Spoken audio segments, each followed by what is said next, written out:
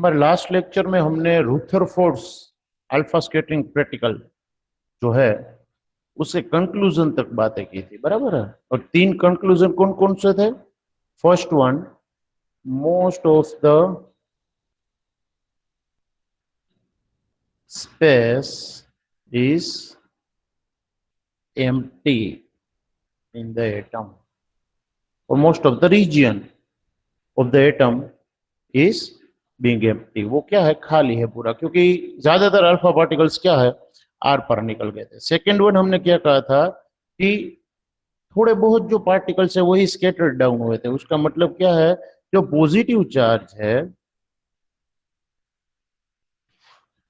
वो कंसंट्रेटेड है। कहां पर? तो एक छोटे से रीजन में, बहुत छोटे रीजन में वो कंसंट्रेटेड है, बराबर है। और उसकी वजह से वो अल्फा पार्टिकल थोड़े बहुत जो है वो क्या हुए थे? स्कैटर डाउन हुए थे, डायरेक्शन चेंज की थी। एंड लास्ट वन, थर्ड चीज उसने एक कैलकुलेशन के ऊपर से ये कहा था कि ये जो छोटा रीजन है उसे हम क्या कहेंगे? न्यूक्लियाई, या मैंने कहा था न्यूक्लियस। और उसकी रेडियस उसने मेजर की थी, कितनी थी? कोई कहेगा? 10⁻⁻, कितने मीटर थे न्यूक्लियस की रेडियस? एटम की?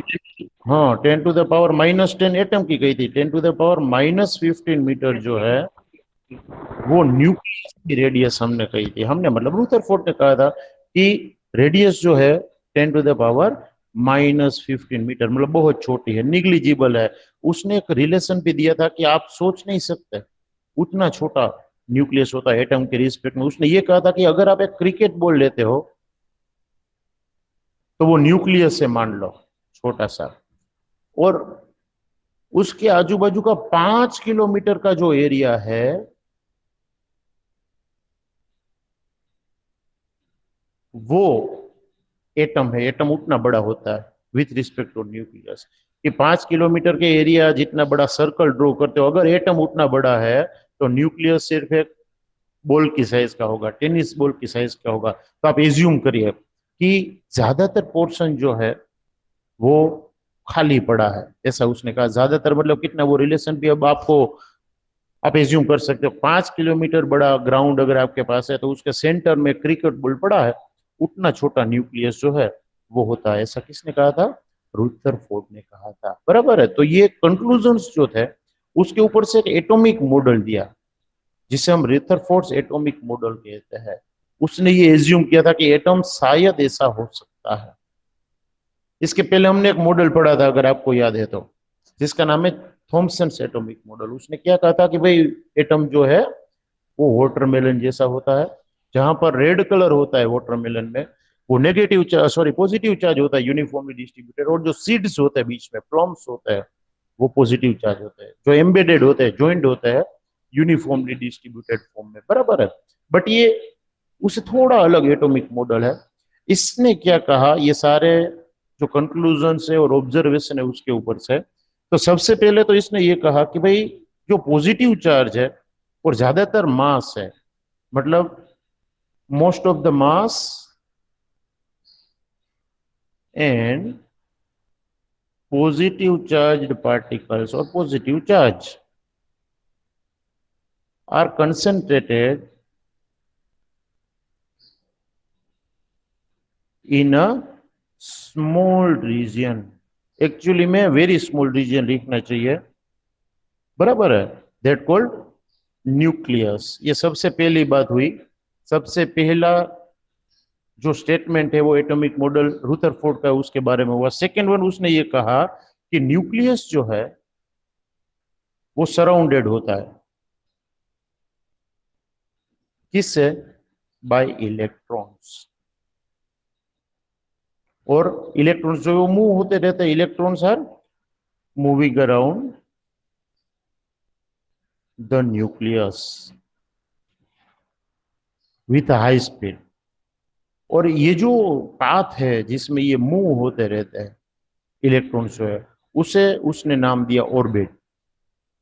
तो ऑर्बिट किसे कहा जाता है? तो तब आपको बोलना है the circular path in which electrons are continuously revolving around the nucleus. Nucleus के आजू बाजू जो कंटिन्यूअस रिवोल्यूशन होता है इलेक्ट्रॉन का, वो जो पाथ है, सर्कुलर पाथ है, उसे हम क्या नाम देंगे? ऑर्बिट का नाम देंगे। और ये सिमिलर है, पूरा जो स्ट्रक्चर है वो किससे? सोलर सिस्टम के साथ। उसमें क्या होता है, सन के आजू बाजू जो प्लैनेट्स है वो घूमते रहते हैं, बराबर है। तो वैसे ही उसने ये कहा कि न्यूक्लियस के आजू बाजू जो इलेक्ट्रॉन्स है वो क्या करते रहते हैं? घूमते रहते हैं। उसने ये कहा like solar system, electrons are continuously revolving around the nucleus, बराबर है। और तीसरा,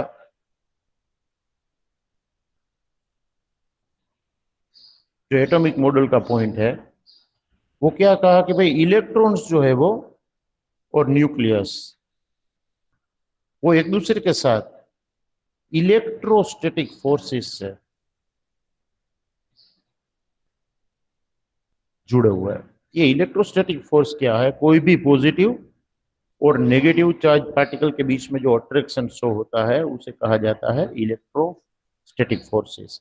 तो ये नेगेटिव चार्ज इलेक्ट्रॉन और न्यूक्लियस जो है, जिसमें पॉजिटिव चार्ज और न्यूट्रॉन्स दोनों है, वो इलेक्ट्रोस्टैटिक फोर्सेस से एक दूसरे के साथ जुड़े हुए और स्टेबल है, ऐसा उसने कहा। ये तीन जो मेन स्टेटमेंट है स्ट्रक्चरल, एटम का स्ट्रक्चर के लिए, स्ट्रक्चरल बिहेवियर के लिए जो चीज उसने कही है, वो ये तीन है। हाँ, उसकी भी लिमिटेशन है, वो हम आगे देखने वाले हैं।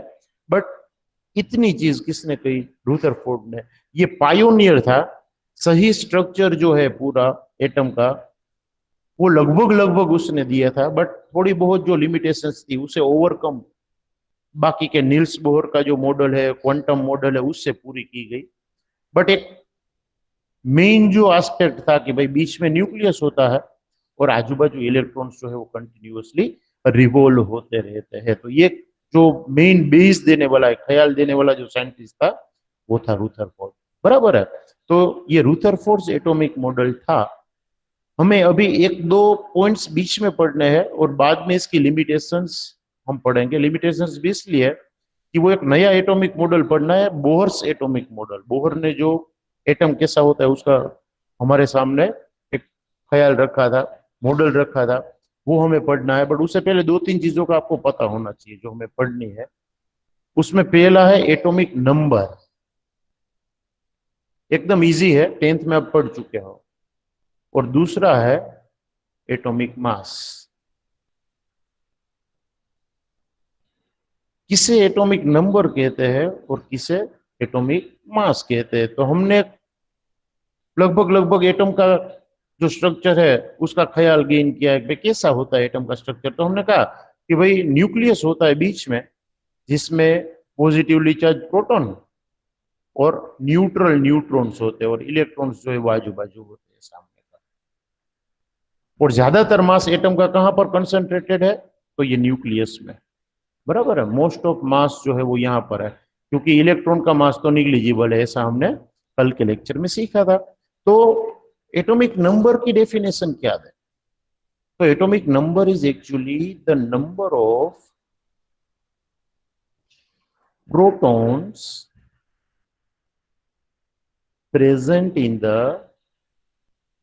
न्यूक्लियस। कोई भी एटम के न्यूक्लियस में जितने प्रोटॉन प्रेजेंट है ना, उसे उसका एटॉमिक नंबर कहा जाता है। खास याद रखिए। और एटॉमिक नंबर जो है उसे डिनोट किया जाता है जेड से। एटॉमिक नंबर को हम क्या बोलेंगे? जेड से डिनोट करेंगे, याद रखना है। तो एटॉमिक नंबर किसे कहेंगे? The number of protons present in the nucleus. कितने प्रोटॉन प्रेजेंट है न्यूक्लियस में, उसको हम उसका एटॉमिक नंबर कहने वाले हैं, बराबर है। ये उसका है एटॉमिक नंबर, और सिंबल उसका है जेड। बट कई बुक्स में आपको ऐसा भी देखने को मिलेगा कि number of electrons present in atom is its atomic number. तो वो लोग सही है, याद रखिए। बट जब वो एटम न्यूट्रल फॉर्म में है तब, ये याद रखिएगा। अगर एटम न्यूट्रल है तो नंबर ऑफ इलेक्ट्रॉन्स उतने ही होते हैं जितने नंबर ऑफ प्रोटॉन्स है आपको दिए गए एटम में, बराबर है।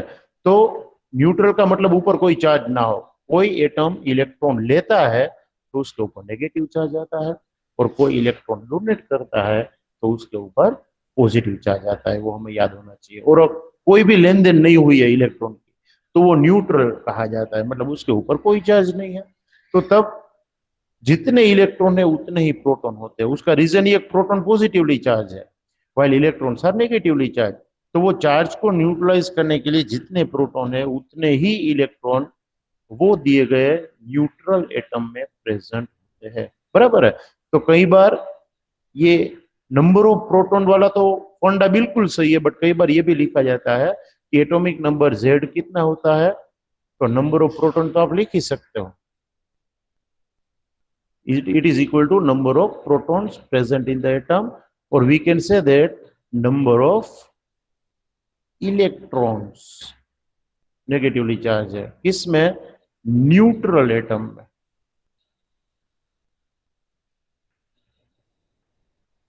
उतने ही प्रोटॉन और उतने ही इलेक्ट्रॉन न्यूट्रल एटम में होते हैं। तो Z मतलब एटॉमिक नंबर, और अब हमें पढ़ना है एटॉमिक मास किसे कहते हैं। तो ये जो सेंटर हमने देखा, न्यूक्लियस हमने देखा, उसमें प्रोटॉन तो है ही, एक और चीज हमने लिखी अगर आप ध्यान देते हो तो, और वो है न्यूट्रॉन्स। न्यूट्रॉन न्यूट्रल होते हैं बट होते तो सेंटर में है। और दूसरी चीज पढ़नी है एटॉमिक मास, जिसमें हमें न्यूट्रॉन्स को भी कंसीडर करना है। उससे पहले हमें यह समझना है प्रोटॉन एंड न्यूट्रॉन,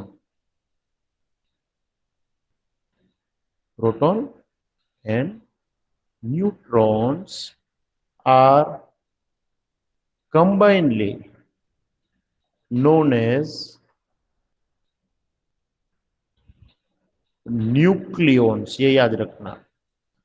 न्यूट्रॉन कितने हैं ये पूछे तो भी आंसर अलग होगा, न्यूक्लियॉन्स वर्ड बोले तो भी आंसर अलग होगा, क्योंकि न्यूक्लियॉन का मतलब है प्रोटॉन प्लस न्यूट्रॉन, दोनों के सम को हम कहेंगे न्यूक्लियॉन्स। ये याद रखिएगा। तो अगर कोई एटम में आपको ये कहा जाए कि 12 प्रोटॉन है और 12 न्यूट्रॉन्स है, तो टोटल 24 न्यूक्लियॉन्स है, ये आपको याद रखना है।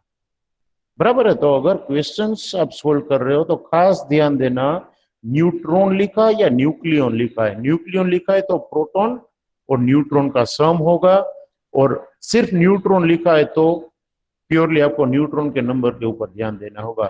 बट ये जो न्यूक्लियॉन है वही एटम का मास कहा जाता है। बराबर है। तो आपको लिखना है कि atomic mass is actually the mass of और equal to mass of proton plus neutrons.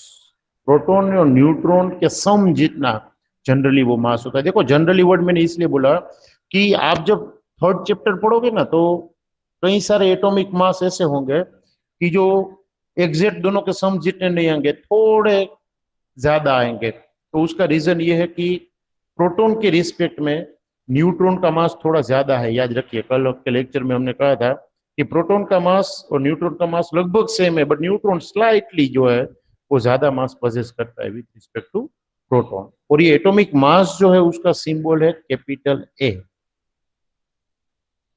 Atomic mass को हम कैसे सिंबलाइज करेंगे, कैपिटल ए से सिंबलाइज करना है। बराबर है। तो आप ऐसा लिख सकते हो कि atomic mass is equal to number of protons, जिसे हमने जेड कहा आगे, जिसे एटॉमिक नंबर भी कहा जाता है, और प्लस क्या करेंगे, नंबर ऑफ न्यूट्रॉन्स। ये दोनों के सम को हम एटॉमिक मास के नाम से जानेंगे। और एक सिंबलाइजेशन मेथड है, कोई भी एटम को आप सिंबलाइज करना चाहते हो तो वो एटम का सिंबल पहले लिखना है एक्स, मतलब क्लोरीन है तो Cl आएगा, मैग्नीशियम है तो Mg आएगा। एक रिप्रेजेंटेशन मेथड है कि पहले तो एटम का सिंबल लिखो, उसके लेफ्ट हैंड साइड में नीचे जिसे हम सबस्क्रिप्ट कहते हैं, आपने कंप्यूटर यूज किया है सबने, उसमें दो स्क्रिप्ट आती है, सबस्क्रिप्ट सुपर स्क्रिप्ट। सबस्क्रिप्ट है वो नीचे की ओर आती है और सुपर स्क्रिप्ट है वो ऊपर की ओर छोटे अल्फाबेट में दिखाया जाता है। तो यहाँ पर Z मैंने लिखा, इसका मतलब एटॉमिक नंबर कहाँ पर दिखाया जाता है, वो एटम के लेफ्ट हैंड साइड में नीचे सबस्क्रिप्ट में दिखाया जाता है। वाइल एटॉमिक मास जो है, जिसको हमने ए कहा, वो कहाँ पर दिखाया जाता है, वो लेफ्ट हैंड साइड में ऊपर सुपरस्क्रिप्ट में दिखाया जाता है। इसका मतलब ये है कि मान लीजिए आप बात कर रहे हो कार्बन की, तो पहले उसका सिंबल लिखना है सी। कार्बन का नंबर कितना है, किसी को याद है, कोई बोलेगा? एटॉमिक नंबर क्या है 12 कार्बन?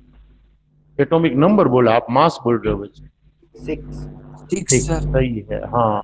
तो एटॉमिक नंबर 6 है, तो हमें यहाँ पर लेफ्ट हैंड साइड में नीचे लिखना है। एटॉमिक तो यहाँ पर लिखना है लेफ्ट हैंड साइड में ऊपर लिखना, बराबर। ये कार्बन का एक आइसोटोप है। कार्बन के एक्चुअली में 3 आइसोटोप है, C613 एंड C614। एक नई वर्ड आया आइसोटोप, वो भी अभी हम सीखेंगे कि आइसोटोप क्या है। और ऐसा एक दूसरा वर्ड है आइसोबार, इसे कहा जाता है।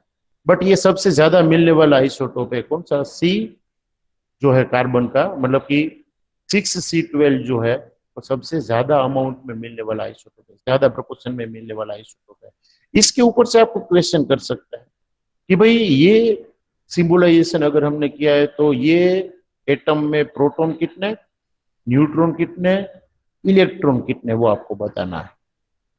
तो हम लेफ्ट हैंड साइड में नीचे क्या लिखते हैं, तो जेड का मतलब है एटॉमिक नंबर, और एटॉमिक नंबर का मतलब है नंबर ऑफ प्रोटॉन। इसका मतलब ये सिंबल जो है, ये एटम जो है उसमें 6 प्रोटॉन। दूसरा हमने क्या कहा, एटॉमिक मास यहां पर ऊपर लिखते हैं, जो टोटल है किसका, प्रोटॉन प्लस न्यूट्रॉन का। तो टोटल 12 है, उसमें प्रोटॉन कितने होंगे, तो नीचे लिखा ही है 6। तो 12 में से 6 तो प्रोटॉन है, तो बाकी के कितने न्यूट्रॉन होंगे, वो भी ऑब्वियसली 6 है, बराबर है। तो दोनों 6 है। यहां पर कोई चार्ज नहीं है, राइट हैंड साइड में ऊपर चार्ज लिखा जाता है, यहाँ पर कुछ नहीं है, इसका मतलब जीरो। जीरो चार्ज है, मतलब होने चाहिए उतने इलेक्ट्रॉन है, ना एक भी गेन हुआ है ना एक भी लूज हुआ है। और होने कितने चाहिए, तो जितने प्रोटॉन है ना उतने इलेक्ट्रॉन होने चाहिए। तो प्रोटॉन कितने है भाई, 6, तो इलेक्ट्रॉन भी कितने होंगे, 6। बट ये तो ये सिंबल के लिए बात हुई, ये लास्ट सिंबल में प्रोटॉन न्यूट्रॉन और इलेक्ट्रॉन कितने होंगे, जरा मुझे बताएंगे आप? Proton 6, yes, Proton 6, neutron 8, neutron 8, electron 6। electron 6. Electron 6। अब मैं अगर ऐसे लिखूं, ऐसे प्रैक्टिस करवा रहा हूं, ऐसा एक आध सम आ सकता है 1 मार्क में, बराबर है। अगर आपको ऐसे लिख कर दिया हो S-2 1632, इसमें प्रोटॉन कितने, न्यूट्रॉन कितने, इलेक्ट्रॉन कितने?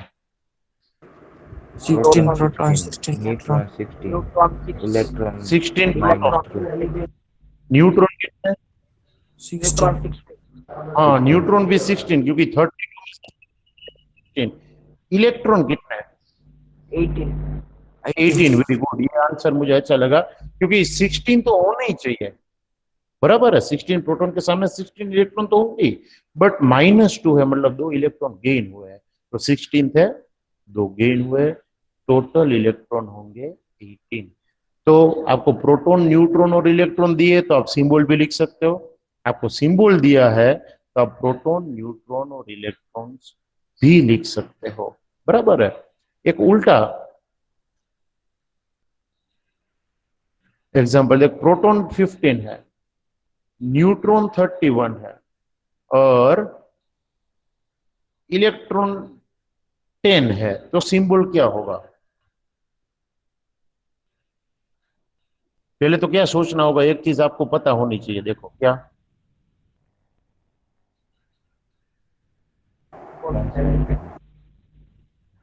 हाँ, 15 नंबर वाला जो फास्फोरस। एलिमेंट है वो कौन सा है? वेरी गुड, फॉस्फोरस है, सही हो आप। Phosphorus.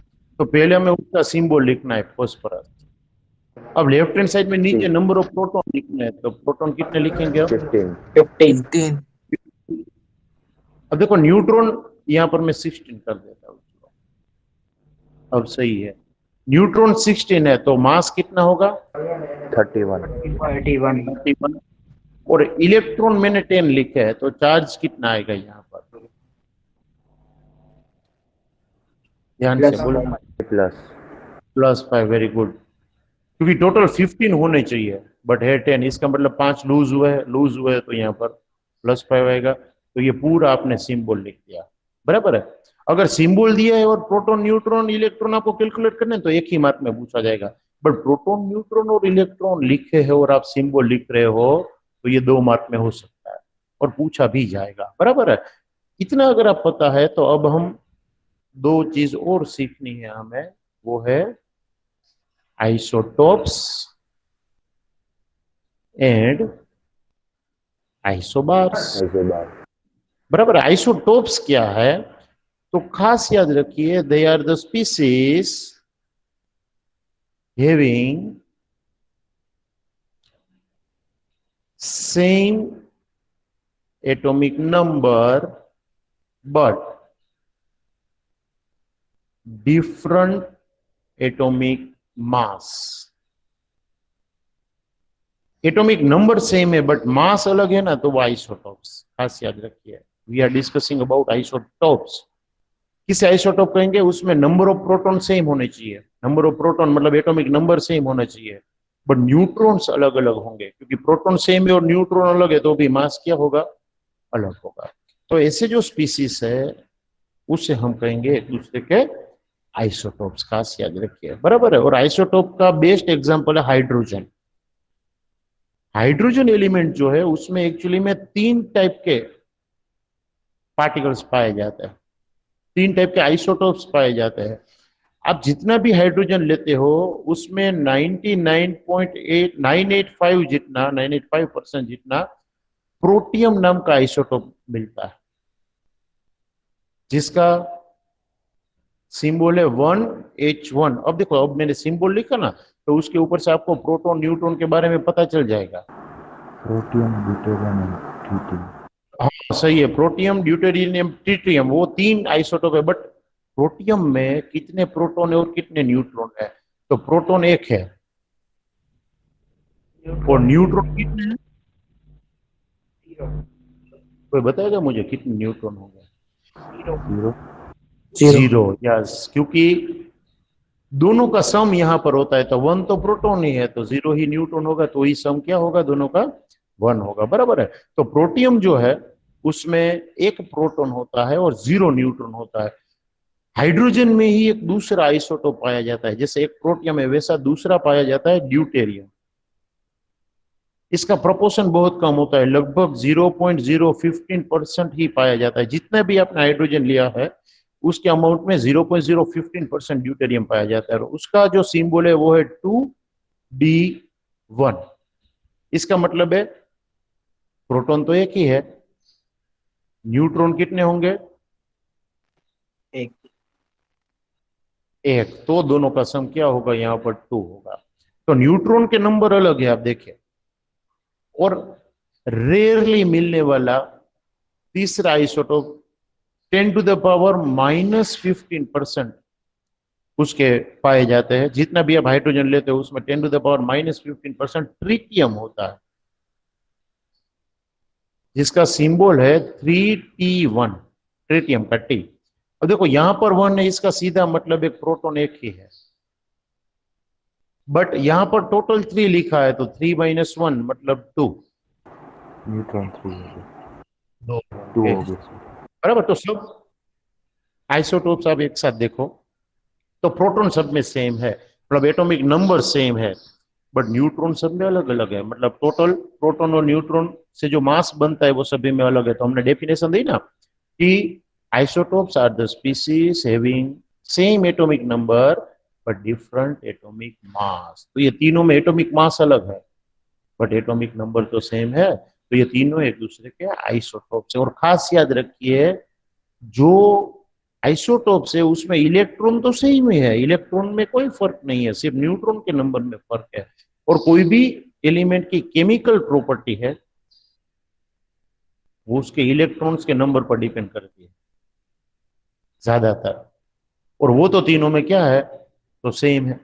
तो केमिकल प्रॉपर्टीज आइसोटोप्स की सेम होती है। Isotopes have always same chemical properties. तो ये अगर कहीं पर आए, केमिकल प्रॉपर्टी आइसोटोप्स की कैसी होती है, तो सिमिलर ही होती है, याद रखिए, वो इलेक्ट्रॉन के ऊपर डिपेंड करती है और यहाँ पर न्यूट्रॉन्स अलग होते हैं। बराबर है, ये बात हुई आइसोटोप्स की। किसी को आइसोटोप का यूज पता है? कार्बन के 2 आइसोटोप है, टोटल 3, एक तो खुद 6C12, एक 6C13 और एक 6C14। ये शायद 9th में आया था, इसलिए मैं पूछ रहा हूँ। कार्बन के आइसोटोप्स है ना, उसके एक बड़ा यूज है उसका, अगर किसी को याद है तो, वरना मैं बताता हूँ आपको। है पता किसी को? चलो नहीं। जो पुराने ट्रीज होते हैं ना बड़े बड़े, उसकी लाइफ टाइम कैलकुलेट करने के लिए कार्बन डेटिंग मेथड यूज होती है। इसमें होता क्या है कि जब कट कर दिया जाता है कोई ट्री को, या तो उसका सैंपल लिया जाता है, तो ट्री से अलग हो जाता है सैंपल, बराबर है। तो उसमें जो ऑर्गेनिक मटेरियल है, कार्बन वाला मटेरियल है, उसमें प्रॉपर्टी ये है अलग अलग आइसोटोप की, कि एक आइसोटोप ऐसा है C13 वाला जो है वो, कि उसका डिग्रेडेशन चालू रहता है। बट एक कार्बन का आइसोटोप ऐसा है, वो जैसे ही नॉन लिविंग थिंग बनता है, कट कर दिया जाता है, उसका डिग्रेडेशन बंद हो जाता है।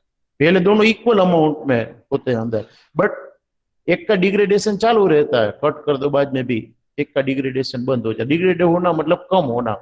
तो वो दोनों में कितना गैप है, कितना डिफरेंस है, वो चेक करके वो जो ट्री है वो कितना पुराना है, कितने साल पुराना है, वो डिसाइड किया जाता है। और उसके ऊपर से वो ट्री जो है उसकी लाइफ टाइम, या कोई फॉसिल मिलता है, कोई लिविंग थिंग डेड फॉर्म में मिलता है, तो उसकी लाइफ टाइम ये डेटिंग मेथड जो है, कार्बन डेटिंग मेथड कही जाती है, उससे डिराइव होती है, जिसमें आइसोटोप बहुत ज्यादा अहम रोल जो है वो प्ले करता है। बराबर है। तो ये आइसोटोप की बात हुई। उसके अलावा जो ट्रीटियम, पोर्टियम और ड्यूटेरियम 3 आइसोटोप्स हमने कहे, उसमें जो ट्रीटियम वाला आइसोटोप है वो इलेक्ट्रिसिटी प्रोड्यूस करने के लिए पावर प्लांट्स में काम में आता है, ट्रीटियम जो है वो। तो कई सारे आइसोटोप्स, कई सारे एलिमेंट्स के ऐसे हैं कि जो पर्टिकुलर केमिकल रिएक्शंस के लिए काम में आते हैं, एनर्जी गेन करने के लिए काम में भी आते हैं। दूसरा जो पॉइंट है वो है आइसोबार्स। तो आइसोटोप से उल्टा है। आइसोटोप में क्या था? Different atomic mass and same atomic number. यहां पर उल्टा। आइसोबार्स किसे कहते हैं? They are the species having same atomic mass but क्या अलग होगा? Atomic number. ऐसे एलिमेंट की जिसमें मास सेम है बट एटॉमिक नंबर अलग है, जैसे कि इसमें से एक पेयर बनाते हैं। ये आइसोटोप ले लो आप कार्बन का 6C14 वाला, और हम नाइट्रोजन लिखते हैं, वो है 7N14। नाइट्रोजन का मास 14 होता है, आपको पता है, बराबर है। तो ये दोनों में देखिए आप ध्यान से, तो एटॉमिक मास सेम है बट एटॉमिक नंबर अलग है। एक का एटॉमिक नंबर 6 है और दूसरे का एटॉमिक नंबर क्या है? 7 है, बट दोनों का मास सिमिलर है। तो ऐसे टुकड़े, ऐसे एलिमेंट्स या ऐसे पार्टिकल्स की जिसमें एटॉमिक मास सेम हो बट एटॉमिक नंबर क्या हो? डिफरेंट हो, तो उसे हम क्या कहेंगे? एक दूसरे के आइसोबार्स कहेंगे। बराबर है। तो ये बात हुई आइसोबार्स की और आइसोटोप्स की। अब जो रुदरफोर्ड वाला प्रैक्टिकल था, उसके जो थोड़े ड्रॉबैक्स है वो हम लेते हैं। ड्रॉबैक्स का मतलब है लिमिटेशंस। रुदरफोर्ड ने जो मॉडल दिया था उसमें क्या कमी थी? एक्चुअल में उसने भरपूर ट्राई की थी कि अच्छे से अच्छा एटॉमिक मॉडल जो लगभग लगभग सही है वो दे, बट रुदरफोर्ड के न्यूक्लियर मॉडल जो है उसमें उसने सिमिलरिटी दिखाई थी सोलर सिस्टम के साथ। ये याद रखिए। उसने ये कहा था जैसे सन है वैसे न्यूक्लियस है, और जैसे प्लैनेट्स जो है वो रोटेट होते हैं, उसके अलावा रिवोल्यूट होते हैं, वैसे ही इलेक्ट्रॉन्स जो है वो भी रिवॉल्व करते हैं। किसके आजू बाजू? सन के आजू बाजू, बराबर है। और उसने रिलेशन भी दे दिया कि सोलर सिस्टम जो है उसमें जो अट्रैक्शन रिपल्जन फोर्सेस है मास की वजह से है। सन का मास कुछ अलग है, अर्थ का मास अलग है, बाकी के प्लैनेट्स का अलग है, और एक दूसरे के बीच में जो फोर्स होता है वो फोर्स कितना होता है, तो नाइन्थ में एक फॉर्मूला आता था G into M1 into M2 upon R square, अगर आपको याद है तो। ये ग्रेविटेशनल फोर्स जो है वो भी वहां पर ध्यान में लिया जाता है। M1 और M2 मतलब दो चीजों के बीच में जो मास का रिलेशन है, मान लीजिए आप अर्थ और सन के बीच में देख रहे हो तो वो दोनों का मास ध्यान में लेना है। और आर जो है वो क्या है, वो जो दो चीज के बीच में आप फोर्स कैलकुलेट कर रहे हो वो दोनों के बीच का डिस्टेंस जो है उसे हम क्या कहते हैं, आर कहते हैं। जी ग्रेविटेशनल कांस्टेंट M1 और M2 वो दोनों चीजें जिसके बीच में आप फोर्स कैलकुलेट कर रहे हो उसका मास, एक का M1 दूसरे का M2, और आर क्या है, दोनों के बीच का डिस्टेंस है, बराबर है। ये हमें याद होना। तो ये फोर्स वाला फॉर्मूला भी उसने कह दिया कि भाई अप्लाई हो सकता है, और पूरी सोलर सिस्टम का कॉपी पेस्ट किया भाई ऐसा ही एटम होता है, वैसा उसने कह दिया। बट प्रॉब्लम क्या हुआ, एक मैक्सवेल नाम का साइंटिस्ट था, नाम याद ना रहे तो कोई दिक्कत नहीं, बट एक साइंटिस्ट ने ओपोज किया, ये याद रखना है। ये मैक्सवेल नाम के साइंटिस्ट ने क्या कहा कि भाई सोलर सिस्टम जो है उसमें जो चीजें हैं सन और प्लैनेट्स वो चार्ज्ड पार्टिकल्स नहीं है, उसके ऊपर तो कोई चार्ज नहीं है। बट हमारे एटम के अंदर जो सब एटॉमिक पार्टिकल्स है दे आर चार्ज्ड। वो कैसे है, चार्ज पार्टिकल्स है। अब यहां से रूथरफोर्ड के ड्रॉबैक शुरू हुए। देखो मैक्सवेल ने तो ये कहा भाई आपने जो सोलर सिस्टम की बात की है वो तो कोई चार्ज्ड पार्टिकल्स नहीं है, बट हमारे जो सब एटॉमिक पार्टिकल्स है वो तो कैसे है, वो चार्ज पार्टिकल है। दूसरा, जब जब चार्ज पार्टिकल मूव होते हैं, when charge particles moves with some speed,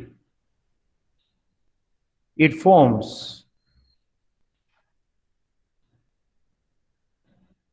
electric as well as magnetic field around them. कोई भी चार्ज पार्टिकल अगर मूव होता है ना तो उसके आजू बाजू दो टाइप के फील्ड जो है वो क्रिएट होते हैं। कौन कौन से, electric field as well as magnetic field. और वो रेडिएशंस जो है उसे इलेक्ट्रोमैग्नेटिक रेडिएशंस ऐसा नाम दिया जाता है। ऐसे रेडिएशंस को इलेक्ट्रोमैग्नेटिक रेडिएशंस ऐसा नाम दिया जाता है। और अगर कुछ रेज रेडिएशंस बाहर एमिट होते हैं तो ये इलेक्ट्रॉन्स तो कॉन्स्टेंटली मूव होते हैं, रुदरफोर्ड ने ऐसा कहा। और कॉन्स्टेंटली मूव होने से उतनी एनर्जी लेस होनी चाहिए, तो ईएमआर जो है वो इमिट होता है। इलेक्ट्रॉन्स जो वो मूव होते हैं मतलब चार्ज पार्टिकल मूव होते हैं तो उसमें से कुछ एनर्जी लिबरेट होनी चाहिए, ऐसा उसने कहा। अगर एनर्जी लिबरेट होती है तो एनर्जी लेस होनी चाहिए, और अगर एनर्जी लेस होती है तो ये न्यूक्लियस के आजू बाजू जो इलेक्ट्रॉन घूमते रहते हैं वो धीरे धीरे धीरे धीरे कहां पर कोलोइड हो जाने चाहिए, न्यूक्लियस में घुस जाने चाहिए। मतलब वो दोनों तो एक हो जाने चाहिए, क्योंकि उसे दूर रहने के लिए तो कुछ ना कुछ पोटेंशियल चाहिए, एनर्जी चाहिए। तो ये कैलकुलेशन जो मैक्सवेल ने की उसने ये कहा कि सिर्फ 10⁻⁻8 सेकेंड में, इतने कम टाइम में तो ये इलेक्ट्रॉन अपनी सारी एनर्जी लूज कर देंगे। अगर इसी तरह से घूमते रहे तो इलेक्ट्रॉन्स जो है चार्ज पार्टिकल्स जो है वो अपनी सारी एनर्जी लूज कर देंगे। ऐसा तो होता नहीं, एटम तो स्टेबल है। तो एटम की स्टेबिलिटी ही इसके लिए सबसे बड़ा क्वेश्चन हुआ। किसके लिए, रुदरफोर्ड के लिए। मैक्सवेल ने ओपोज किया कि भाई एक तो ये चार्ज पार्टिकल है तो सोलर सिस्टम के साथ आप कंपेयर नहीं कर सकते हो, क्योंकि सोलर सिस्टम में जो भी चीज है वो नॉन चार्ज है या अनचार्ज पार्टिकल्स है। और दूसरा, ये चार्ज पार्टिकल जब मूव होते हैं तो इलेक्ट्रोमैग्नेटिक रेडिएशंस जो है वो एमिट होने चाहिए, और वो अगर एमिट होते हैं तो उतनी एनर्जी कम होती जाती है। और सिर्फ 10⁻⁻8 सेकंड जितने ही टाइम में ये जो इलेक्ट्रॉन्स है वो न्यूक्लियस में घुस जाने चाहिए, क्योंकि न्यूक्लियस पॉजिटिवली चार्ज है और इलेक्ट्रॉन नेगेटिवली चार्ज है। तो अट्रैक्शन की वजह से वो उसे अट्रैक्ट कर लेंगे और एटम जो है वो अनस्टेबल होना चाहिए, बट ऐसा होता नहीं है। तो रुदरफोर्ड इसे एक्सप्लेन नहीं कर पाया कि भाई ऐसा क्यों होता है। और सामने एक चीज ऐसी भी आई कि भाई थॉमसन का जो मॉडल है वैसा मॉडल ये हो जाएगा अगर इलेक्ट्रॉन घूमते घूमते बीच में आ गए तो प्रोटॉन और इलेक्ट्रॉन तो मर्ज हो जाएंगे, यूनिफॉर्मली डिस्ट्रीब्यूटेड हो जाएंगे। तो ये पूरा मॉडल थॉमसन के मॉडल के साथ मैच हो जाएगा अगर आप इसे एक्सप्लेन नहीं कर पाते हो तो ये दो ड्रॉबैक्स याद रखने हैं। और एक थर्ड चीज ये भी है, एक्स्ट्रा आप लिखनी है तो लिख सकते हैं कि इलेक्ट्रॉन्स आपने कहा कि बाहर रिवॉल्व होते हैं, घूमते हैं किसके आजू बाजू, न्यूक्लियस के आजू बाजू। तो इलेक्ट्रॉन्स की अरेंजमेंट क्या है, व्हाट डज इट मीन? सारे इलेक्ट्रॉन एक ही सर्कुलर पाथ में घूमते हैं या एक से ज्यादा सर्कुलर पाथ में घूमते हैं? एक से ज्यादा में घूमते तो कितने इलेक्ट्रॉन नजदीक वाले सर्कुलर पाथ में होंगे, कितने इलेक्ट्रॉन दूर वाले सर्कुलर पाथ में होंगे? ये कोई भी चीज रुदरफोर्ड एक्सप्लेन कर पाया नहीं था। मतलब इलेक्ट्रॉन का डिस्ट्रीब्यूशन और अरेंजमेंट कुछ समझा नहीं पाया था। कौन? रुदरफोर्ड। तो ये उसके क्या हुए, ड्रॉबैक्स हुए। रुदरफोर्ड्स एक्सपेरिमेंट जो था उसके ड्रॉबैक्स है, बराबर है। और जब जब कोई साइंटिस्ट के मॉडल के ड्रॉबैक्स आते हैं ना, कुछ नया होता है, कुछ नई डेवलपमेंट होती है। तो रुदरफोर्ड सक्सेस नहीं गया एटॉमिक मॉडल प्रूव करने में, तो एक लास्ट मॉडल जो हमें पढ़ना है वो साइंटिस्ट आया, बोहर्स एटॉमिक मॉडल हमें पढ़ना है। हम आज शुरू नहीं करने वाले हैं बट उसकी मेन दो चीजें वो आपको पता लगानी है। ये बोहर्स एटॉमिक मॉडल जो है, ये बोहर का पूरा नाम था नील्स बोहर, बराबर। ये नील्स बोहर जो था वो नील्स बोहर ने पहले ये लिमिटेशंस के ऊपर काम किया कि भाई रुदरफोर्ड कहाँ कहाँ पर गलत है।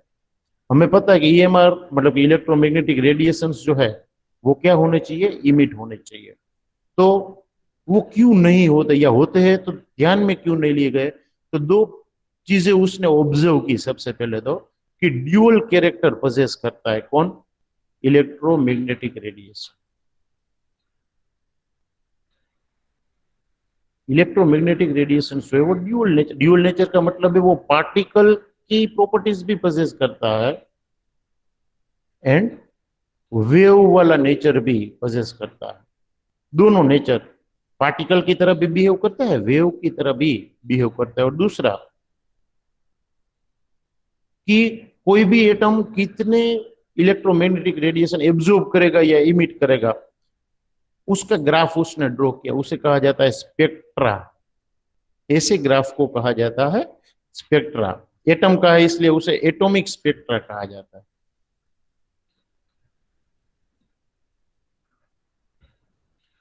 उसने ये मार्क किया, वो ऑब्जर्व किया कि एटॉमिक स्पेक्ट्रा कोई भी एटम का तभी हम एक्सप्लेन कर सकते हैं कि जब उसके अंदर प्रेजेंट एनर्जी क्वांटाइज्ड फॉर्म में हो। क्वांटाइज का मतलब है स्मॉल बंच पैकेट्स, छोटे छोटे पैकेट्स। तो वो एनर्जी कहां से आती है वो रुदरफोर्ड तो एक्सप्लेन नहीं कर पाया था, बट बोहर ने पहले दो चीजें ऑब्जर्व की कि भाई ईएमआर जो होते हैं, इलेक्ट्रोमैग्नेटिक रेडिएशंस होते हैं, वो ड्यूअल नेचर पोजेस करते हैं, particle as well as wave. और कोई भी चीज का एटॉमिक स्पेक्ट्रा समझाना है आपको तो उसके अंदर प्रेजेंट एनर्जी को क्वांटाइज्ड फॉर्म में, मतलब कि छोटे छोटे बंच के फॉर्म में आपको समझाना पड़ेगा, तो आप